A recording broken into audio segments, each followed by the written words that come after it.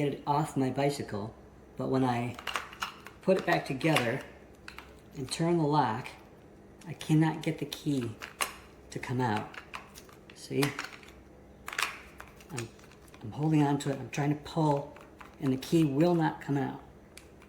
But if I take it off the bar and twist it, then it comes out. That's the problem I'm having. No matter what I do, I cannot get that metal piece to go back in. Therefore, I cannot lock it. I turn it, I wiggle it, I jiggle it, I try different keys. It only turns a quarter of a turn, and I cannot get this piece to go back in. Therefore, I cannot put the lock back in because it won't go down.